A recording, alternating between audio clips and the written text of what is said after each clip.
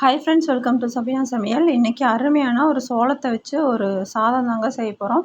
நான் வந்து 1 கப்பு சோளம் எடுத்திருக்கேன். அதாவது அளவு வரும். அந்த சோளத்தை நல்லா இப்போ ஒரு மிக்சி ஜாரில் போட்டு நல்லா ரவை பதத்துக்கு நல்லா நொறு நொறுன்னு அரைச்சிக்கலாங்க. ரொம்ப நைஸாக இருக்க வேண்டாம், இந்த அளவு இருந்தால் போதும். இதை அப்படியே ஒரு பாத்திரத்துக்கு மாற்றியாச்சு. இந்த சோளத்தை வந்து ஒரு 4லேருந்து ஒரு 5 டைம் நல்லா கழுவிக்கலாம். மேலே இருக்க தூசியெல்லாம் அப்படியே நம்ம கழுவும் போது அந்த தண்ணியோடு வந்துடும்.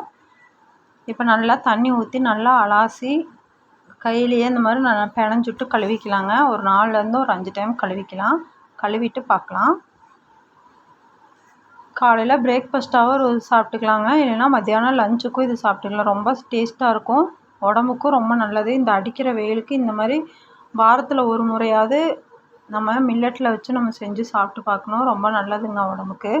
இப்போ நல்லா இந்த மாதிரியே கையில் நல்லா அலாசி விட்டு கழுவிக்கலாம். 4லேருந்து ஒரு 5 டைம் கழுவிக்கலாம். இப்போ பாருங்கள், ஒரு 4லேருந்து ஒரு 5 டைம் நான் கழுவி எடுத்துட்டேன். இப்போ இதில் அப்படியே தண்ணி ஊற்றி ஒரு 5 நிமிஷம் ஊறட்டும். அதுக்குள்ளே இப்போ ஒரு அடிக்கனமான ஒரு குக்கர் எடுத்திருக்கேங்க.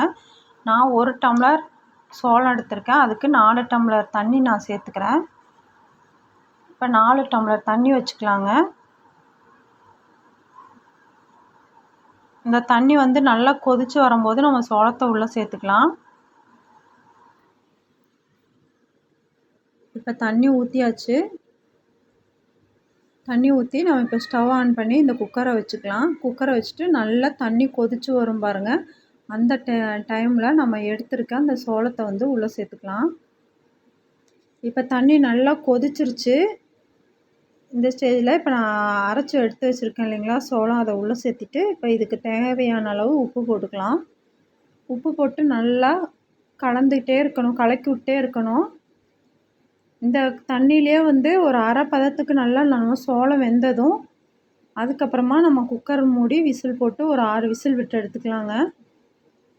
இப்போ பாருங்கள், இந்த அளவு நல்லா கொதிச்சிட்ருக்கு. இன்னும் கூட கொஞ்சம் நல்லா கொதிக்கட்டுங்க. இப்போ நம்ம எடுத்து பார்த்தோம்னாவே தெரியும், அரை பதத்துக்கு நம்மளுக்கு வெந்திருக்கும் சோளம்.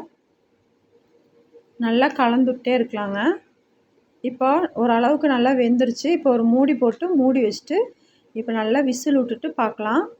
பாருங்கள் ஃப்ரெண்ட்ஸ், எவ்வளோ சூப்பராக நம்மளுக்கு அவ்வளோதாங்க, அருமையான நம்மளுக்கு சோள சாதம் சூப்பராக ரெடி ஆயிடுச்சு. நான் வந்து இதுக்கு கருவாட்டு குழம்பு தான் வச்சுருக்கிறேன். நீங்கள் தயிர் ஊற்றி இப்போ நம்ம பிசைஞ்சு கூழ் டைப்பாகவும் நம்ம குடிக்கலாம். அவ்வளோதாங்க, சுவையான சோள சாதமும் நம்ம கருவாட்டு குழம்பு சூப்பராக ரெடி ஆயிடுச்சு. பக்கத்துலேயே கடிச்சிக்கிறதுக்கு கொஞ்சம் வெங்காயமும் ரெடி பண்ணியாச்சு. நீங்களும் உங்கள் வீட்டில் இதே மாதிரி ட்ரை பண்ணி பாருங்கள். அவ்வளோதாங்க இந்த வீடியோ. பாய்.